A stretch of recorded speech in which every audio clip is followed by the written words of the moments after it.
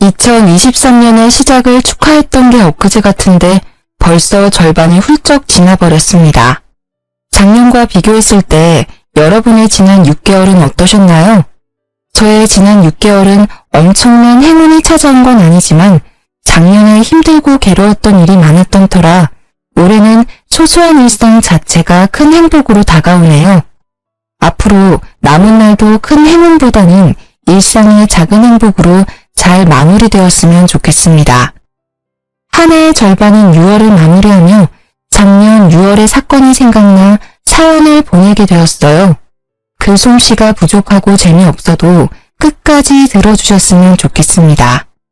본격적인 이야기를 하기 전에 제 소개를 해야겠네요.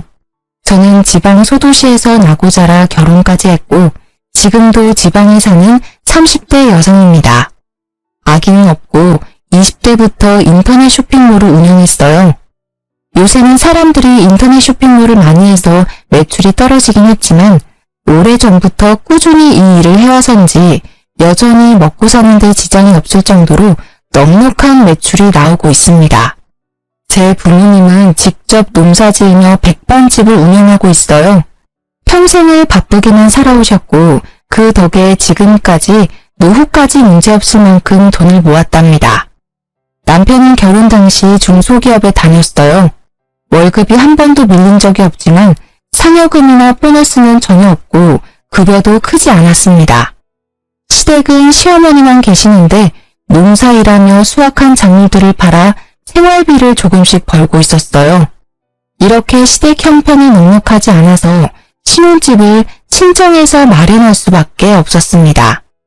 친구들은 결혼하며 시댁에서 집은 물론이거니와 비싼 예물을 받았다고도 하던데 저는 아무것도 받지 못했죠. 친구들이 부럽기도 했지만 시댁 형편상 어쩔 수 없다고 생각했습니다. 부모님 역시 신혼집은 형편이 되는 쪽이 마련하면 된다고 했고 돈이야 차근히 모으면 된다고 하셔서 우리의 결혼에 큰 불만은 없었어요. 무엇보다 딸인 제 선택을 적극적으로 지지했고요. 이렇게 우리는 큰 어려움 없이 결혼식을 올리고 신혼여행을 다녀와 시댁으로 향했습니다. 불편하고도 어색한 시댁에서 1박 2일을 마치고 신혼집을 가려는데 시어머니가 엉엉 울기 시작했어요. 아이고 우리 아들도 이렇게 떠나가네. 엄마, 내가 뭐 어디 멀리 가? 그냥 옆 동네로 가는 건데 왜 이렇게 자꾸 우셔? 여기랑 우리 신혼집 차 타면 30분이야. 엄마 무슨 일 있으면 바로 달려올 테니까 울지 마요. 엄마가 자꾸 우니까 마음이 너무 아프잖아. 바깥 양반 저 세상 가고 나서 너를 남편처럼 생각하고 살았는데 이렇게 가버리니까 속상해서 그러지. 이제 이 집에서 나 혼자 살 자신이 없다. 쓸쓸하고 외로워서 어떻게 살아? 너 신혼여행 가 있을 동안에도 내가 얼마나 무섭고 외로웠는지 아니? 그런데 내 속은 하나도 모르고 전화 한 통도 안 하고 엄마 서운해. 핸드폰 배터리가 다 돼서 연락 못했어요. 엄마 미안. 그래도 속으로는 매일 엄마 생각하고 있었어. 또 오느라 정신 팔린 건 아니고 아무리 신혼 재미가 좋아도 이 엄마한테 연락하는 거 잊지 마. 엄마가 널 아들 이상으로 생각하는 거 알지? 그럼 알죠. 걱정하지 마요. 결혼해도 지희랑 종종 놀러 올게. 당연히 그래야지. 이 시어미 혼자 시골에서 사는데 아들 며느리가 아니면 쓰나? 참, 지희야, 이거 받아라. 시어머니는 제게 웬 박스를 건네셨습니다. 그 안에는 반찬통도 있었고 무언가가 가득 들어있는 검정 봉지도 여러 개 있었어요. 이게 다 뭐예요? 이 검정 봉지에는 누룽지가 들어있고 이거는 젓갈, 이거는 밑반찬들이다. 우리 민석이 아침에 회사 가기 전에는 누룽지에 젓갈 먹으니까 아침마다 이 누룽지 잘게 부셔서 물 넉넉히 넣고 푹 끓여서 먹여라. 이 멸치볶음이랑 진미채는 민석이가 가장 좋아하는 반찬이니까 내 식사 때마다 꺼내주렴.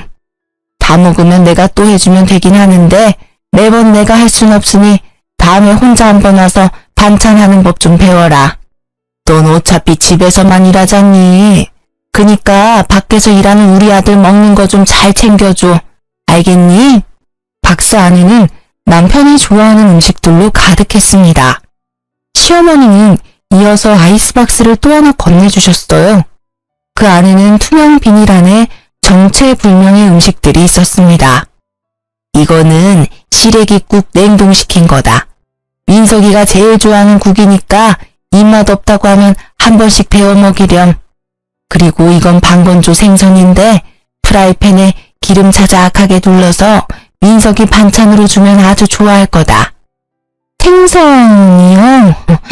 상견례 때도 말씀드렸다시피 어릴 때 생선가시가 목에 걸린 적이 있어서 그 뒤로 생선이라면 질색이에요. 그래서 한 번도 직접 생선 구운 적도 없는데. 뭐? 어떻게 그 나이 먹도록 생선 하나를 못 굽니? 그냥 기름 자작하게 둘러서 생선 넣고 구우면 돼. 어렵지 않으니까 한번 해봐. 해봐야 너도 살림이 늘 것 아니냐. 그리고 너가 생선 안 좋아한다고 해도 민석이는 생선 좋아하니까 자주 구워줘. 알겠지? 시어머니가 그저 어려운 세대이지만 이건 너무하다 싶었습니다. 아들에게 하나라도 제대로 먹이고 싶은 엄마 마음은 알겠으나 말이라도 너도 같이 먹으라는 식으로 하면 안 되는 건가요? 그리고 생선은 한 번도 구운 적이 없었을 뿐더러 어릴 때 큰 생선 가시가 목에 걸려 고생한 뒤로는 쳐다도 보지 않았습니다. 게다가 이 사실은 시어머니도 이미 알고 있었어요. 그럼에도 불구하고 남편을 위해 먹지도 못하는 생선을 구우라니 섭섭한 마음이 들었습니다. 남편이 정 원한다면 도전은 해보겠지만 사실 자신은 없네요. 생선 하나 굽는데 뭘 그리 말이 많아. 그냥 하면 되지. 그리고 민석이는 생선 좋아해. 너가 어떻게든 노력해서 네 식성을 바꿔. 앞으로 민석이랑 같이 살면서 너가 생선도 구워주고 가시도 발라줘야 하는데 싫다고 안 해버리면 어쩌니? 정 잘 굽지도 못하고 먹지도 못하니 앞으로 남편이 직접 굽고 가시 발라서 먹으면 되겠네요. 그리고 애도 아니고 어른인데 가시는 직접 발라 먹어야죠. 예, 민석이가 어떻게 생선을 굽니? 원래 민석이는 그런 일 못해. 그리고 너는 회사 일로도 바쁜 애한테 집에서 직접 생선까지 구워다 먹으라고 시키고 싶니? 게다가 만약에 민석이가 먹었다가 너처럼 목에 가시라도 걸리면 어떡해? 난 그 꼴 못 본다. 아 맞다. 그리고 잠깐 기다려봐라. 시어머니야말로 말도 안 되는 소리만 하다가 갑자기 뭐가 생각나는지 부엌으로 들어갔습니다. 잠시 후 투명 비닐에 쌓인 냉동된 무언가를 한가득 가져왔어요. 너 빵 좋아한댔지? 이거 일하면서 먹어라. 꽤 비싼 빵인데 내가 상할까봐 냉동 보관한 거야. 실온에다가 두고 먹으면 아마 처음 샀던 것처럼 먹을 수 있을 게다. 사실 생선 이야기 할 때까지만 해도 서운했는데 제가 좋아하는 빵을 따로 챙겨주니 서운한 마음이 금세 풀렸어요. 남편은 시어머니가 챙겨준 음식들을 보며 아주 행복한 표정을 지었습니다. 우와, 우리 엄마 손 큰 건 역시 알아줘야 한다니까. 이것만 있어도 한 달은 넉넉히 먹고 살겠다. 엄마 고마워요. 고맙긴. 신혼재미 좋다고 이 엄마 잊지 말고 자주 들러.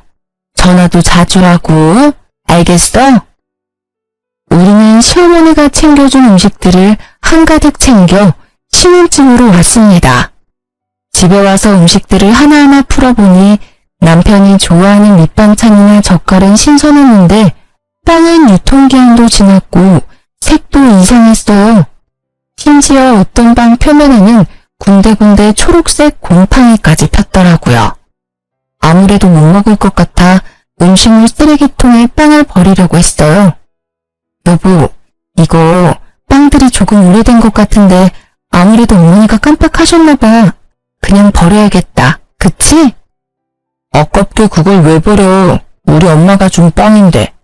이 빵 다 비싼 제과점에서 산 빵이야. 그건 아는데 보니까 유통기한도 지난 것 같고 이거는 색도 이상하게 변질됐는데 이걸 어떻게 먹어? 왜 못 먹냐? 우리 엄마가 설마 너한테 상한 음식 줬겠어? 어떻게 엄마가 준 음식을 그렇게 막 버릴 생각을 해? 막 버리려는 게 아니라 딱 봐도 지금 색깔이 이상하잖아. 유통기한도 이미 지났고 여기엔 곰팡이도 피었다고. 그럼 엄마가 준 음식들은 못 먹을 음식이라는 거야? 와, 너 진짜 너무한다.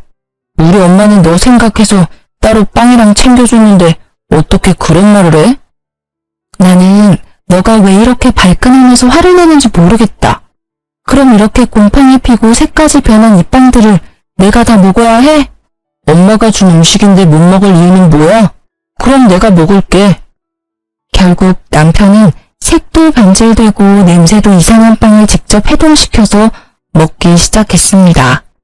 아무래도 상한 것 같으니 먹지 말라고 했지만 엄마가 준 음식이라 못 버린다며 끝까지 다 먹더라고요. 맛만 있는데 뭘 이상하다고. 아무리 며느리들이 시어머니 싫다고 하지만 우리 엄마는 안 그래. 괜히 이상한 드라마 보면서 우리 엄마 오해하지 말고 엄마 성의를 진심으로 받아들이라고. 알겠어? 사실 남편 말에 기분이 좋지 않았지만 신혼여행 다녀와 집도 엉망이고 집안일이나 쇼핑몰 일까지 할 일이 태산이라 그냥 넘어갔습니다. 사실 남편 말에 기분이 좋지 않았지만 신혼여행 다녀와 집도 엉망이고 집안일이며 쇼핑몰 일까지 할 일이 태산이라 그냥 넘어갔습니다. 다음날 남편이 출근하자마자 시어머니한테 전화가 왔어요. 민석이 출근은 잘했니? 아침에 누룽지는 끓여줬고 오늘 남편이 늦게 일어나서 못 먹고 갔어요. 그럼 아침에 아무것도 먹지 않고 빈속으로 회사에 갔단 말이야? 생각이 있는 거니 없는 거니?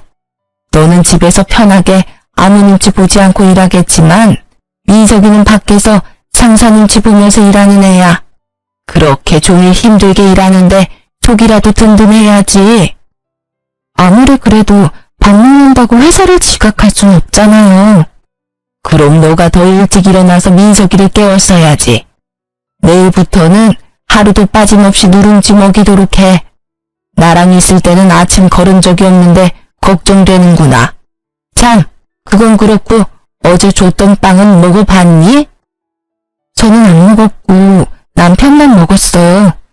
남편만 빵을 먹었다는 말에 시어머니는 당황했는지 말을 제대로 하지 못했습니다. 뭐라고? 그니까 우리 민석이가 그 빵을 먹었단 말이야? 왜? 빵도 안 좋아하던 애인데. 왜요? 남편은 그 빵 먹으면 안 될 이유라도 있었나요? 그거 유통기한 지난 건데. 설마 그 빵도 유통기한 지난 거 알고 계셨어요? 사실 어제 버리려다가 남편이 아깝다고 버리지 말라길래 유통기한도 지나고 곰팡이까지 핀 빵을 어떻게 먹냐고 했더니 다 먹을 수 있다며 남편이 기어이 먹더라고요. 그래서 민석이가 그 빵을 먹었어? 네, 끝까지 먹겠다길래 그냥 뒀죠. 근데 곰팡이 피고 유통기한 지난 걸 알고 계셨으면서 저한테 왜 주셨어요? 그 빵 냉동 보관된 거라서 먹어도 되긴 한데 민석이는 워낙 위장이 예민해서 그런 거 먹으면 탈이 나. 비싼 돈 주고 산 빵인데 버리긴 아깝고 내가 먹자니 너무 많고 해서 너한테 준 거지. 아침 너도 빵 좋아한다니까. 어머니, 솔직히 기분이 좋지는 않네요. 아무리 제가 빵을 좋아한다지만 유통기한 지나고 곰팡이 핀 빵까지 좋아하진 않아요. 이제는 그런 음식은 주시지 않았으면 좋겠어요. 어머, 내가 뭐 너한테 독약이라도 줬니? 그리고 빵은 발효식품이라 곰팡이 좀 있을 때 먹어도 괜찮아. 너나 나같이 위장 튼튼한 사람들은 아무 문제 없다고. 내가 너한테 이런 이야기 들으니까 기분이 좋지 않구나. 나 며느리한테 못 먹을 음식물 쓰레기나 주는 그런 시어머니 아니다. 날 뭘로 보고? 기분 나빠서 전화 못하겠구나. 끊는다. 시어머니 말에 저 역시 기분이 나빴습니다. 세상 어느 누가 유통기한 다 지나고 곰팡이까지 핀 빵을 받고도 감사하고 좋아하겠습니까? 솔직히 시어머니만큼이나 저 역시 기분이 좋지 않았어요. 그렇게 전화를 끊고 그동안 밀린 일들을 처리하고 있는데 남편이 창백한 얼굴로 집에 오더라고요. 시계를 보니 아직 점심시간도 되지 않았습니다. 이렇게 빨리 무슨 일이야? 얼굴은 또 왜 이리 창백해? 나 배탈 났나 봐. 배가 너무 아파. 병원에 다녀왔어? 병원에 사람 많아서 일단 약국에서 약만 사왔어. 엄마도 지금 온다니까 엄마가 끓인 죽 먹고 하면 금방 낫겠지. 배탈 났으면 일단 병원부터 가야지. 그리고 걱정되게 어머니한테 전화는 왜 했어? 당연히 내가 아픈 거 엄마도 알아야지. 그리고 나 배탈 났을 때마다 엄마가 끓여준 죽 먹으면 금방 낫더라고. 그래서 죽 끓여달라고 엄마한테 전화한 거야. 저 역시 그동안 크게 아픈 적은 없지만 아파도 부모님이 걱정할까봐 굳이 말하지 않았거든요. 그런데 남편은 저와 생각이 많이 달라 보였습니다. 결국 남편 전화에 시어머니는 바로 달려왔어요. 민석아, 우리 민석이 괜찮아? 지희야, 너는 그러게 왜 그 빵을 민석이에게 먹였어? 내가 너 먹으라고 줬지 언제 우리 민석이 먹이라고 줬어? 너는 왜 그 빵을 민석이한테 줘서 우리 아들 이렇게 아프게 만들어? 너가 먹었어야지 너가. 어머니, 그럼 제가 배탈이 났겠죠. 그러게 애초에 유통기한 지나고 곰팡이 핀 빵 안 주셨으면 이런 일도 안 생겼잖아요. 됐고, 민석이 먹을 죽이나 끓여와. 냉장고를 열어보니 죽을 끓일 만한 마땅한 재료가 보이지 않아 어쩔 수 없이 쌀만 넣고 흰 죽을 끓였습니다. 배탈이 난 거니 괜히 이것저것 넣고 끓이기보다는 이게 더 낫다고 생각했어요. 정성 들여 열심히 끓였는데 시어머니가 죽을 보더니 혀를 끌끌 차더라고요. 아픈 사람한테 뭘 건 흰죽이 뭐니? 아무래도 배탈 났으니 괜히 다른 거 먹으면 더 탈이 날 것 같아서요. 배탈이 나서 아무것도 못 먹으니 더 영양가 있는 재료를 넣어야지. 시어머니는 제가 끓인 죽을 그대로 버리고는 집 앞 마트에 가서 한우 소고기를 사왔습니다. 그리고는 소고기를 잔뜩 넣고 죽을 끓여서는 호호 불어서 직접 먹이기까지 하더라고요. 다 큰 성인이 배탈 났다고 쫓아와서 죽까지 끓여다 먹여주는 모습을 보니 그저 기가 막혔습니다. 화라도 내고 싶었지만 너무 아파하는 남편 앞에서 큰 소리를 낼 수가 없어 그냥 조용히 있었네요. 그 뒤로 한 달 정도 시간이 흘러 6월이 되었습니다. 이번 주 주말에 약속 있어? 특별한 약속은 없는데 왜? 금요일부터 일요일까지 우리 집에 가서 개복숭아 수확하는 일 좀 도와드리자. 엄마 혼자 이 뜨거운 날 농사일 하시는 게 얼마나 힘들겠어. 같이 갈 수 있지? 나야 뭐 그 전날 미리 일해놓으면 갈 수야 있지. 그런데 당신 회사는 어떻게 하고? 금요일에 연차 쓰고 가야지. 솔직히 어느 며느리가 시댁에 일하러 가는 게 좋겠습니까? 하지만 친정 부모님이 농사 지을 때 많이 힘들어하는 모습을 봐서 당연히 도와드려야겠다는 생각에 알겠다고 했습니다. 대신 금요일에 가려면 그 전날 어느 정도 일을 많이 해야 했어요. 그래서 목요일에 밥 먹는 시간과 잠을 줄여가며 주말까지 해야 할 일을 마무리 지었습니다. 제가 이렇게 일할 동안 남편은 친구들과 술을 마시러 갔어요. 다음날 연차라며 약속을 잡더니 금요일 새벽 1시에 네 발로 기어서 집에 들어왔답니다. 그리고 금요일 새벽 아침 일찍 시댁에 도착하려면 슬슬 일어나서 준비해야 하는데 남편이 숙취로 일어나지 못하더라고요. 기다리다 못한 저는 남편을 깨우기 시작했습니다. 야, 일어나봐. 오늘 개복숭아 수확하러 가기로 했잖아. 10분만 더 잘게. 어제 술을 너무 많이 먹어서 머리가 깨질 것 같아. 그러게 어제 술을 왜 그렇게 많이 먹었어? 아 몰라. 좀만 더 누워있을래. 숙취로 힘들다며 늦잠 부리는 남편 때문에 늦게 시댁으로 출발했습니다. 시어머니는 늦은 우리, 아니지, 제가 마음에 들지 않았는지 표정이 좋지 않았어요. 아침 일찍 온다더니 왜 이리 늦었어? 둘 다 밥은 먹었어? 남편이 늦게 일어나서 먹지 못했어요. 그럴 줄 알았다. 일하러 오는 사람들이 밥도 안 먹고 오면 어떻게 이래? 와서 일단 밥부터 먹어. 시어머니는 밥을 먹으라고 상을 차려두는데 남편에게 압력솥에 새 밥을 퍼주더라고요.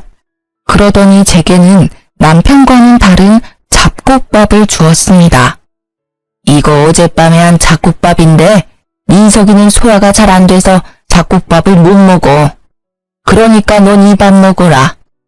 혼밥보다는 잡곡밥을 더 좋아해서 즐겨 먹긴 하는데 남편에게는 갓한 밥을 주면서 제게는 밥솥에 오랫동안 방치된 잡곡밥을 건네니 뭔가 묘하게 기분이 좋지 않았습니다.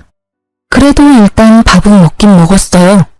밥을 다 먹고 본격적으로 일하기 위해 작업복으로 갈아입었습니다. 그런데 남편이 졸린다고 계속 하품을 하더라고요. 아, 피곤하고 온몸이 다 쑤시네. 어제 술을 너무 많이 먹었나 봐. 민석이 어제 술 먹었니?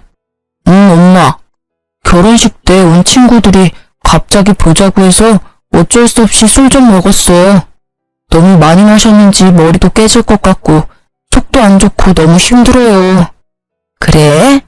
그럼 그냥 넌 오지 말고 지희만 보내지 그랬어. 힘들게 너까지 왜 와? 평일에도 죽어라 일하는데. 안 되겠다. 민석이 너는 너무 힘드니까 쉬고 지희만 같이 일하자. 오늘은 날씨 흐리다고 했으니까 그렇게 힘들진 않을 거야. 이 말에 남편은 바로 큰 방으로 들어가 누워버렸습니다. 그런 남편이 정말 얄미웠지만 어차피 오늘은 일을 도와드리러 온 거니 마지못해 저만 개복숭아를 따러 갔어요. 개복숭아 따는 일은 역시 쉬운 일이 아니었습니다. 아침 8시부터 오후 1시까지 쉬지 않고 열심히 개복숭아를 땄어요. 팔다리는 후들거리고 온몸은 땀범벅이 배고 얼굴은 타는 것처럼 시뻘개져서 시댁에 돌아왔습니다. 남편은 제 모습을 보더니 갑자기 큰 소리로 웃기 시작했어요. 와, 이게 누구야? 웬 시골 촌년이 우리 집에 왔어. 너 이러니까 진짜 웃긴다. 일하고 왔으니까 그러지. 지금 덥고 힘드니까 웃지 마. 남편 말에 기분이 웅장해진 저는 정색하며 말했습니다. 시어머니는 제 얼굴을 쓱 보더니 남편처럼 웃기 시작했어요. 지희야, 솔직히 민석이 말이 틀린 것도 아닌데 뭘 그리 정색을 하니? 지금 네 꼴 보니까 그야말로 시골에서만 먹고 자란 촌년 같다. 열심히 일하고 온 사람에게 수고했다는 말은 못할망정 얼굴 빨개졌다고 놀려대는데 이 사람들이 지금 제정신인가 하는 생각이 들었습니다. 그러나 개복숭아 따느라 너무 지쳐서 화를 내고 따질 기력조차 남아있지 않았어요. 그래도 촌스러운 며느리 때문에 내가 웃기도 하네. 요새 웃을 일도 없었는데. 아유, 날씨가 덥긴 하다. 지희야, 나 먼저 씻을 테니까 너는 밥 좀 새로 안 치고 국 좀 끓여라. 너는 국 다 끓이고 씻어. 화장실은 한 개뿐이고 시어머니와 같이 씻을 수는 없으니 마지못해 알겠다고 했습니다. 남편은 다시 큰 방으로 들어가고 저는 밥을 하고 국을 끓였어요. 상을 다 차리니 시어머니가 씻고 나왔고 저도 이어서 씻으러 들어갔습니다. 그런데 씻고 나오니 시어머니와 남편이 이미 밥을 다 먹고 국도 하나도 없더라고요. 분명히 넉넉히 했는데도 말입니다. 이 상황도 어이없는데 더 어이없는 건 지금부터였어요. 밥을 다 먹고 이를 쑤시던 남편이 제게 이러더라고요. 다 씻었어. 근데 된장국이 너무 짜더라. 된장을 통째로 둘이 부었나 봐. 일도 전혀 하지 않는 남편님이 이렇게 이야기하는데 슬슬 화가 나기 시작했습니다. 이렇게 눈치 없고 지 생각만 할 줄 아는 남편님을 낳은 시어머니 역시 마찬가지였어요. 그래, 지희야. 음식을 짜게 먹으면 건강에 안 좋아. 우리 민석이 안 그래도 위장이 약해서 소화 잘 못 시키는데 짠 거 많이 먹으면 안 되니까 앞으로 주의해서 음식해. 그나저나 국이 다 떨어져서 이를 어쩐담? 그냥 남아있는 밑반찬으로 먹어라. 아침부터 땀 뻘뻘 흘리며 일한 저한테 밥 차리라고 해놓고 자기들끼리 다 먹은 것도 분한데 평가질까지 당하고 있으려니 참을 수 없을 정도로 화가 났습니다. 야, 김민석, 너는 아침부터 잠만 찾아놓고 한 게 뭐가 있다고 밥 먹어? 박지희, 어디서 시어미 앞에서 남편에게 큰 소리야? 너 미쳤어? 어머니야말로 너무하세요. 아들 입만 입이고 저는 주둥이에요. 이렇게 먹다만 음식이나 먹어야겠느냐고요. 그리고 국이 그렇게 간이 안 맞으면 그냥 안 먹으면 되잖아요. 국물 하나 남김없이 다 먹어놓고 맛이 없다고 하세요. 기껏 끓인 사람 기분 나쁘게. 너 그거 일하고 더 먹었니? 정신 놓았어? 아니요. 저 정신 완전 멀쩡해요. 저는 이런 푸대접 받으며 여기에 도무지 못 있겠네요. 저는 집에 갈 테니 나머지는 모자끼리 알아서 하세요. 너 없이 어떻게 일하니? 아직 따야 할 개복숭아가 얼마나 많은데. 결혼하기 전에는 저 없이 어떻게 하셨는데요? 그리고 이렇게 사람 취급도 안 하면서 일은 부려먹고 싶으세요? 저는 이렇게는 일 못해요. 아시겠어요? 옆에서 아무 말도 못하는 남편 얼굴에 흙이 잔뜩 묻은 작업복을 던져버리고 시댁에서 나왔습니다. 야, 이대로 가버리면 어떡해. 우리 엄마 혼자 어떻게 일하라고. 왜 혼자 일해? 아들이 너가 직접 도와야지. 난 갈 테니까 모자끼리 오붓한 시간 보내. 그 뒤로도 시어머니는 농사일하러 오라고 했고 남편이 같이 가자고 했지만 절대 가지 않았습니다. 그렇게 개무시를 당하고 나니 2번 다시는 가기 싫더라고요. 제가 끝까지 가지 않으니 남편은 혼자 일하는 시어머니가 안쓰럽다며 농사일을 돕기 위해 회사에 연차나 반차 쓰는 일이 많았습니다. 그리고 농사일하고 오면 힘들다며 다음날 지각이나 무단 결근을 했어요. 솔직히 회사에서 봐주는 것도 한두 번이지. 매일 업무에 소홀히 하는 직원을 가만히 둘 리가 없지 않겠습니까? 결국 시어머니 농사일 때문에 근태가 엉망인 남편은 1년 만에 권고사직을 당하고 백수가 되어버렸습니다. 그 뒤로 남편은 게임에만 미쳐서 살았어요. 새벽엔 혼자 배달음식 시키고 놀고 술 마시고 잠만 잤습니다. 게다가 부부 공동 생활비로 성능 좋은 컴퓨터까지 샀어요. 말로는 회사 구한다고 했지만 제가 볼 때는 이력서 작성조차 하지 않았습니다. 이러한 남편의 생활이 한심스러워서 대화도 시도하고 싸워보기도 했지만 말이 도통 통하지 않더라고요. 그래서 우리는 기본적인 대화조차 하지 않고 그저 집만 공유하며 살았습니다. 같이 밥도 먹지 않았고 집에 들어오지 않아도 신경 쓰이지 않았어요. 엄밀히 말하면 제 일을 하느라 바빠서 남편이 밥을 굶든 말든 신경 쓸 시간조차 없었습니다. 남편이 애는 아니니까 배고프면 알아서 차려 먹겠거니 하고 말았답니다. 그러던 어느 날 집에서 일하는데 시어머니가 한가득 장을 봐서 오셨어요. 당연한 저와는 달리 남편은 시어머니가 올 걸 알고 있었는지 아주 반갑게 맞이하더라고요. 엄마, 왔어? 너 배고파. 밥 좀 줘. 그래, 우리 아들. 엄마가 이것저것 사왔다. 얼른 밥 차려줄게. 너는 집에 있으면서 얼마나 우리 민석이 밥을 챙겨주지 않았으면 애가 나한테 밥을 다 해달라고 하니? 오셨어요? 그동안 저도 일이 너무 바빠서 잘 못 챙겼네요. 거기 멀뚱히 서 있지 말고 얼른 와서 나 좀 도와라. 죄송한데 지금 당장 급히 처리해야 할 일들이 있어서요. 일단 하던 일 먼저 마무리하고 나올게요.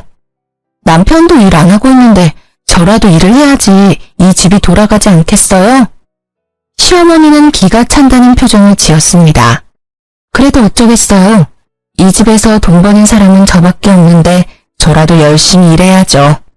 그렇게 저는 방으로 들어가고 시어머니는 요리를 시작했는데 부엌에서 냉장고 상태가 어쩌느니 청소가 엉망이라느니 하면서 뭐라고 하더라고요. 그러나 일하느라 바빠 시어머니의 시시콜콜한 말들에 신경 쓸 겨를이 없었습니다. 잠시 후 시어머니가 나가서 불러보니 임금님 수라상 같은 밥상이 차려져 있었어요. 시어머니는 저를 보더니 아주 못마땅한 표정으로 앉으라고 했습니다. 그동안 맨날 배달 음식만 먹으니까 질렸는데 너무 좋다. 그래, 우리 아들 많이 먹어라. 그동안 얼마나 고생했는지 살이 다 빠졌네. 그리고 지희 넌 그깟 푼돈 버는 쇼핑몰 운영한다고 우리 아들 밥도 안 차려주니? 너 내가 경고하는데 돈 번다고 민석이 기죽이지 마라. 지금은 놀지만 앞으로 크게 될 사람이야.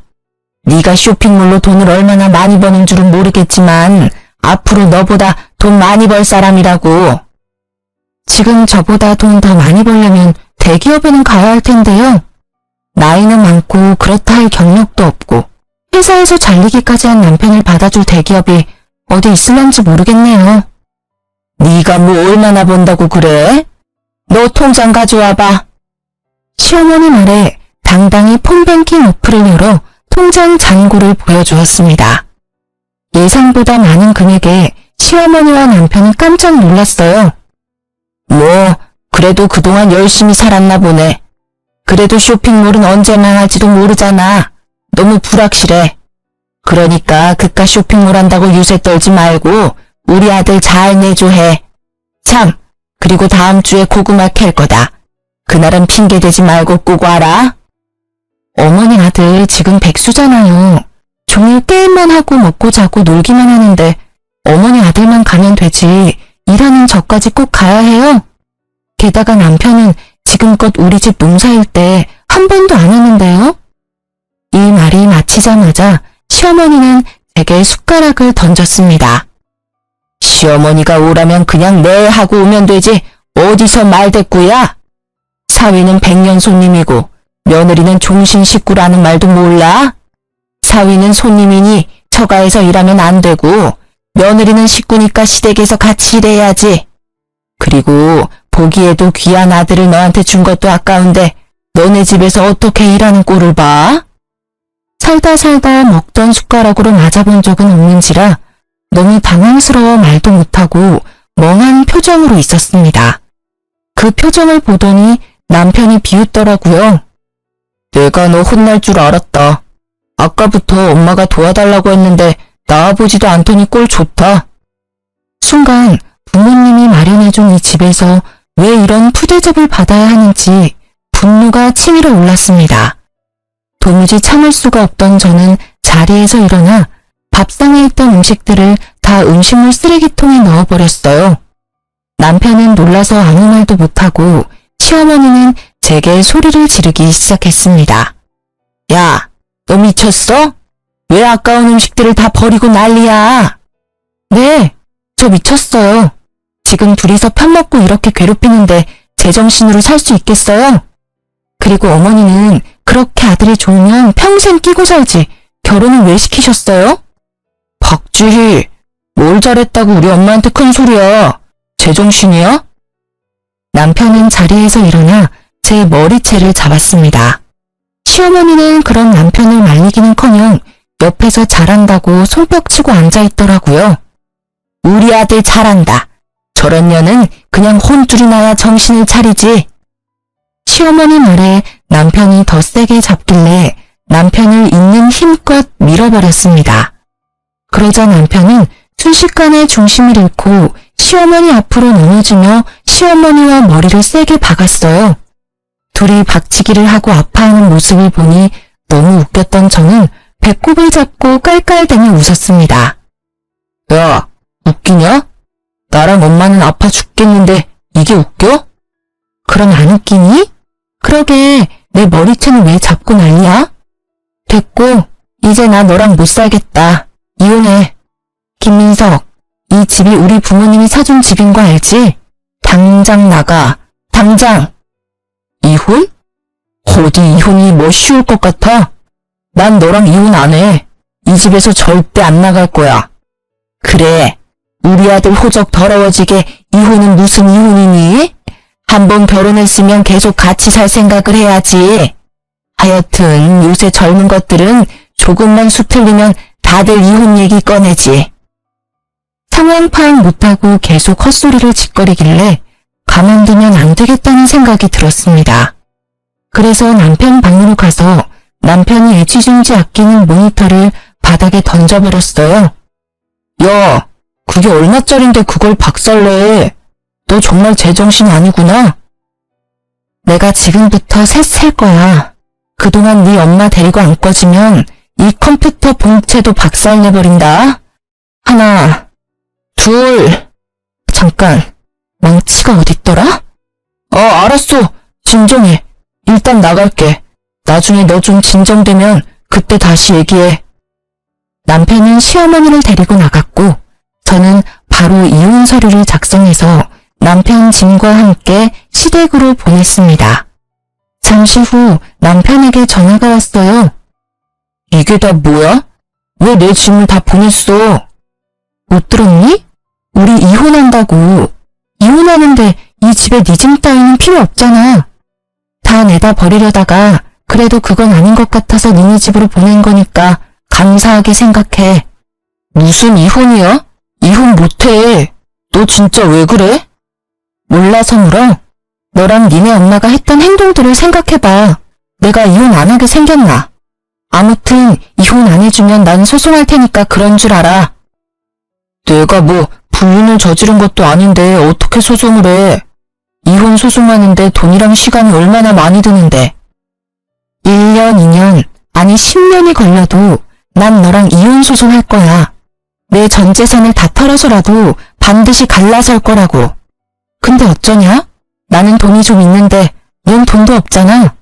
소송까지 가면 너는 보나마나 거짓골 될 텐데 괜찮겠어? 남편은 제 말에 한참을 씩씩대더니 이혼은 절대 못한다며 전화를 끊었습니다. 그 뒤로도 한동안 이혼 못하겠다고 버티길래 이혼 소송을 진행하니 결국엔 돈 없다고 이혼에 합의하더라고요. 남편과 무사히 이혼 후 저는 신혼집을 팔고 부모님 집으로 들어갔습니다. 남편도 저의 집에서 쫓겨나 그토록 사랑하는 자기 엄마 품으로 돌아갔어요. 이렇게 갈라섰지만 동네가 워낙 좁아서 전 남편 소문이 계속 들렸습니다. 전 남편은 이혼 후 바로 국제결혼으로 재혼했어요. 그런데 전 시모가 외국 며느리에게 반일의 집안일을 엄청나게 시켜댔다고 합니다. 얼마나 시켰는지 동네 사람들이 다들 외국 며느리가 불쌍하다고 말할 정도였대요. 참다 못한 외국 며느리는 집에서 돈 될 만한 것들을 다 들고 한밤중에 몰래 본인 나라로 도망가 버렸다고 합니다. 저한테도 며느리라고 그렇게 무시를 했는데 외국 며느리는 얼마나 악독하게 부려먹었을지 상상이 가더라고요. 반면에 제 쇼핑몰은 이혼 후에도 나날이 성장해서 혼자 모든 일을 처리하기가 버거웠습니다.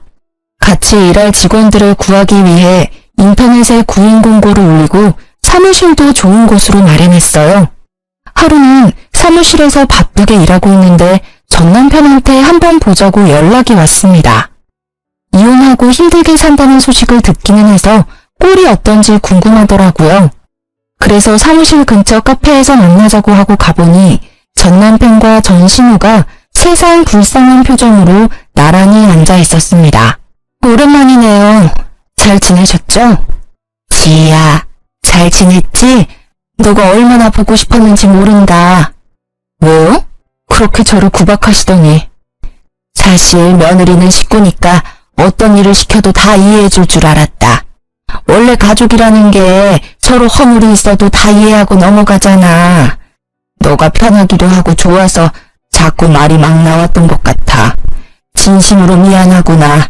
이 늙은이가 진심으로 사과하마. 아니요, 틀렸어요. 며느리도 사위와 마찬가지로 피 한 방울 안 섞인 손님이라고요. 그러게 옆에 있을 때 잘하셨어야죠. 그리고 사람이 좋고 편하면 더 귀하게 여겨야지. 막말하고 하대하는 게 맞는다고 생각하세요? 그래. 그래서 지금 우리 엄마가 너한테 사과하잖아. 그러니까 사과 받아주고 우리 다시 합치자. 응? 너도 나 정말 많이 좋아했잖아. 그래서 결혼까지 한 거고. 합치긴 뭘 합쳐? 내가 미쳤니? 다시 너랑 살림을 차리게? 지희야, 사실 우리 지금 너무 힘들어. 나 이전 회사에서 잘린 게 거래처에 소문이 다 나서 이력서를 내도 면접 보러 오라는 회사가 하나도 없어. 그럼 너랑 니네 엄마랑 힘 합쳐서 열심히 농사 지으면 되겠네. 그거 팔아서 돈 벌면 되잖아. 올해 농사는 이미 망했어. 멍청한 외국 옆에네가 말귀를 못 알아들어서 거름을 밭에 엄청 주는 바람에 아무것도 자라나지 않아. 땅이 완전히 썩어버렸다고. 게다가 그년이 집에서 돈 될 만한 것들 다 들고 튀어버려서 돈 나올 구멍이 하나도 없어. 진짜 굶어 죽겠다고. 그러니까 옛 정 생각해서 나랑 다시 살아주면 안 될까? 아니다. 그게 정 싫으면 너 쇼핑몰 하니까 일거리라도 좀 주면 안 될까? 보니까 너 쇼핑몰에 직원 뽑던데 그 직원 내가 하면 안 돼? 내가 널 뭘 믿고 거두니? 맨날 놀고 먹고 자기만 하고 마마보이인 너를 어떻게 믿고. 차라리 공사판에라도 가서 일해. 몸을 굴리고 땀을 흘리면서 돈을 벌라고. 남한테 기생하려는 생각만 하지 말고. 지희야, 너가 우리 아들한테 화가 많이 난 것은 알겠다만 어떻게 우리 귀한 아들한테 공사판에서 일하라는 막말을 하니? 공사판이 못 돼서요? 아줌마 아들처럼 사지 멀쩡한데 백수로 지내는 것보다 공사판에서 땀 흘리며 돈 버는 게 훨씬 더 나아요. 아니면 그냥 이렇게 살다가 둘 다 거지 돼서 밖에서 빌고 살든가요. 뭐? 시어머니한테 아줌마? 네, 아줌마. 이 인간이랑 나랑 끝난 사이인데 당신이 왜 내 시어머니야? 지금 내가 보기엔 그냥 아들만 바라보는 생각 없는 아줌마야. 아줌마, 정신 차려요. 그렇게 아들 싸고 돌다간 당신 아들 아무것도 못하는 멍청이 돼. 내가 애를 낳아보지는 않았지만 당신처럼 키우는 건 아니라고. 세상에 매운 맛도 보여주고 해야지. 아무튼 난 이제 바빠서 들어가요. 내 충고 명심하고. 이 일이 있었던 후로 2달 정도가 지났을까요? 신축 아파트 공사단지를 지나가다가 우연히 전 남편이 일하고 있는 모습을 보았습니다. 전 남편은 저를 발견하고 도망갔지만 일부러 쫓아갔어요. 아들 사랑 지극한 너네 엄마 애타서 어쩐다니? 내가 공사장이라도 가라고 할 때는 공사판에서 어떻게 일하냐고 하더니 결국엔 내 말대로 돼버렸네? 이거라도 해야지. 일자리도 못 구하고 엄마랑 나랑 굶어 죽을 판인데 손가락만 빨면 살 수는 없잖아. 그래, 지금이라도 정신 차렸다니 다행이다. 한 번뿐인 인생인데 이것저것 하면서 열심히 좀 살아. 그렇게 살다 보면 언젠간 쥐구멍에도 볕들 날이 오지 않겠니? 내가 차마 너한테 잘 되라는 좋은 말은 못하겠다. 안녕. 전 남편은 제 말에 기분이 상했는지 표정이 일그러졌지만 뭐라고 딱히 말을 하지는 않더라고요. 그 뒤로는 전 남편을 보지 못했습니다. 가끔 소문으로는 집을 팔고 다른 지역으로 떠났다고는 하더라고요. 이렇게 완전히 전 시댁과 연이 끊긴 지 벌써 1년이라는 시간이 흘렀습니다. 제 성격이 무던하고 털털하기는 하지만 그래도 이혼이 큰 충격이고 상처였는지 한동안은 몸이 매우 아팠어요. 그래도 지금은 다 극복하고 건강해졌습니다. 다만 결혼 전에도 여름에 복숭아청을 탄산수에 타서 종종 먹었는데 이제는 복숭아만 보면 괜히 화가 나서 아무도 쳐다보지 않는답니다. 보기만 해도 화병이 난 것처럼 머리가 지끈지끈 아프고 심장이 터질 것만 같더라고요. 그리고 지난주 그동안 차곡차곡 모아둔 돈으로 큰 집으로 이사를 했어요. 물론 부모님과 함께요. 아직 집 정리가 안 돼서 엉망이지만 부모님께 큰 효도한 것 같아 너무 뿌듯했습니다. 어제는 가족끼리 외식을 하고 부모님과 노래방에 갔는데 아빠가 있을 때 잘해라는 노래를 구성지게 부르시더라고요. 그 노래를 듣고 있자니 전 신화 전 남편 놈이 생각이 났습니다.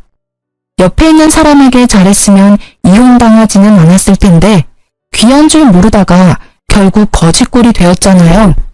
저는 절대 그렇게 살지 말고 제 옆에 있는 가족들, 든든한 직원들 하나하나를 다 귀히 여겨야겠다고 다짐하고 또 다짐했습니다. 저의 이야기는 여기까지입니다. 부족한 글솜씨인데도 끝까지 들어주셔서 감사합니다. 모두 행복하세요.